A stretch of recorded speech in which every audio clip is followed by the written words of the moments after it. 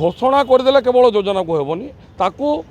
ଚଲେଇବା ଦରକାର ରହିଛି ତାକୁ କ୍ରମାଗତ ଭାବରେ ଲୋକଙ୍କ ପାଖରେ ପହଞ୍ଚାଇବାର ଆବଶ୍ୟକ ରହିଛି। स्टार मैंने सोशल मीडिया पचा कहते मोहन सरकार 2 वर्ष कितु एठी देखला राज्य आईन श्रृंखला परिस्थिति हो केंद्रीय अनुदान गोटे बड़ मुद्दा जोटा कि केंद्रीय अनुदान खर्च करें पीएम आवास जो योजना पैसा 2024-25 सरकार बंद कर अनुदान दे माने यूसी सर्टिफिकेट दे कौन कह देखो सरकार योजना गुड़ाए घोषणा करुँच योजना केते दिन चलुची पीएम आवास योजना बर्तमान पोर्टाल बंद रही एप्लाय करें लोक सुभद्रा योजना भी पोर्टाल बंद रही आज्ञा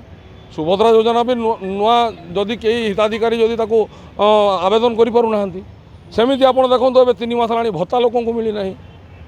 चाउल बंद थी 3 मास है बर्तमान चाउल दौरान तो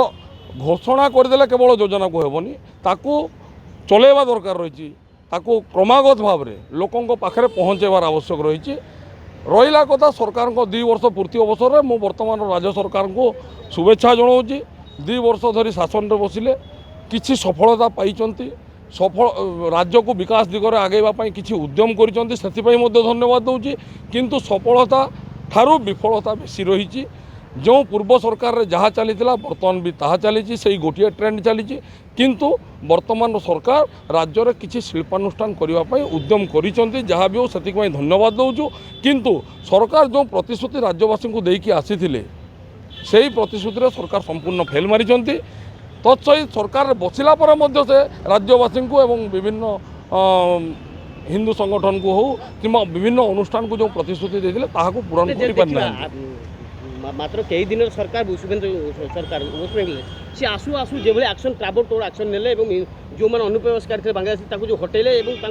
जो भाया भाव में तुरंत राज्य सरकार तरफ जमी दिगला केंद्र सरकार को बॉर्डर फेंसिंग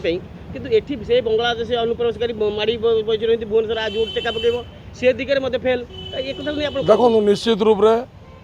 विगत 2 वर्ष तले ओडिशा रे लोक विजु जनता दल ठारू तार कार्यकलाप को देखी मोहभंग करी राज्यर सरकार परिवर्तन करते भारतीय जनता पार्टी सरकार को आनी सेमिति वर्तमान आप देखो पश्चिमबंग रे तृणमूल कांग्रेस रो अत्याचार रे सह्य न करी जनता राज्यवासी सेठी मध्य भारतीय जनता पार्टी सरकार आनिले गोटे मासर सरकार शुभेंदु अधिकारी महोदय सरकार से गोटे दल ओडिशा रे मध्य से दल शासन करुच्ची पश्चिमबंग से दल शासन करुच्ची किंतु पश्चिमबंग रे गोटे मासरे लोकों आस्था भाजन रखी सेठिकार सरकार परिवर्तन जो स्वर आसला से परिवर्तन नारा देकी कार्य कर आग को बढ़ी किंतु ओडिशा रे जो परिवर्तन आशा राज्यवासी रखी ओडिशावासी रखी ताकू वर्तमान पर्यंत ओडिशा सरकार पूरण करि नाहंती रहिला कथा अनुप्रवेशकारी बांग्लादेशी कथा जेतेबेले आपण देखंतु पश्चिमबंग सरकार परिवर्तन है 24 घंटा न पुरुणु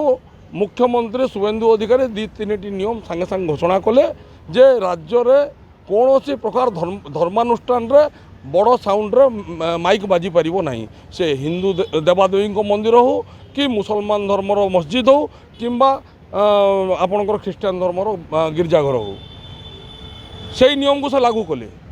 खोला खोली भाव में बकरीद दिन गो हत्या करा जाई पारिबो नहीं ताकू से कड़ाकड़ी पालन कले एवं अनुप्रवेशकारी मानू बांग्लादेश रास्ता देखले जहाँकि स्वागत योग्य पदक्षेप गोटे मास न पुरुणु जो संख्यार अनुप्रवेशकारी पश्चिमबंग बांग्लादेश को पलायन कले तांको जो विताड़ित करागला से कार्य को आम निश्चित रूप से साधुवाद देवु किंतु 2 वर्षर सरकार समय आम विभिन्न संगठन तरफ केतबेले सांबादिक सम्मेलन केतबेले रास्ता रोक करिचु केतबेले घेराव करिचु केतबेले दाबीपत्र देइचु केतबेले आम विभिन्न प्रकार ढंग से आम आंदोलन करिचु बांग्लादेशी मानू उच्छेद करने बांग्लादेशी मानू राज्य विताड़ित करने किंतु लाभ कौन 5% आप शुणिले आश्चर्य हे 5% बांग्लादेशी अनुप्रवेशकारी जी कि राज्य बर्तमान सुधा 2 वर्ष जाइए 95% एवं सुधा राज्यर विभिन्न जिले में रही आ बांग्लादेशी अनुप्रवेशकारी मान विरुद्ध लड़ई मोर व्यक्तिगत कथा कहूँ मो संगठन कथा कहूँ 2019 मसीह ये लड़ाई जारी रही विगत दिन सरकार समय गोटे प्रतिशत भी बांग्लादेशी राज्य विताड़ित हो नाते भोट बैंक कर व्यवहार करते किंतु वर्तमान सरकार जो बदलला आम चाहूलु जे बांग्लादेशी अनुप्रवेशकारी मानक यही सरकार निश्चित रूप समस्त को विताड़ित कर किंतु 2 वर्ष भितर मात्र 5% बांग्लादेशी अनुप्रवेशकारी राज्य जाइंट किंतु 95% एवं सुधा अच्छा जहाँकि राज्यपाई काल बोली मुझे कहबी आगामी दिन में राज्यपाई अत्यंत अशुभंकर राज्य सरकार वर्तमान भी चेती जातु एवं निश्चित रूप से राज्य सरकार राज्यवासी को जहाँ प्रतिश्रुति देते मागणा 300 यूनिट बिजुली एवं मदमुक्त ओडिशा यही सब क्षेत्र में राज्य विफल होती राज्य सरकार विफल होती मदमुक्त ओडिशा करने प्रतिबदल में राज्य में मद दुकान संख्या राज्य सरकार बढ़ाईदे राजस्व पांठि वृद्धि करने आपड़ जानी लज्जा लगे कथा वर्तमान सरकार को जे राजस्व पांठि प्रत्येक नदी पठारे और समुद्र कूल मद कुटिया निर्माण राज्य सरकार तरफ योजना आरंभ कर जो मागणा 300 यूनिट बिजुली ता प्रतिबदल में कौन कले बिजुली यूनिट रेट को बढ़ाई दिगला और स्मार्ट मीटर घरे लगे दिगला लोक 300 यूनिट बिजुली मागणा कौन पाइबे लोक तार 3 गुणा पैसा पाउना देले तो राज्य सरकार वर्तमान भी समय अच्छी हाथ में 3 वर्ष समय रही 3 वर्ष में चेती जातु राज्यवासी को जहाँ प्रतिश्रुति देते पूरण करी राज्यवासी आस्था भाजन हूँ।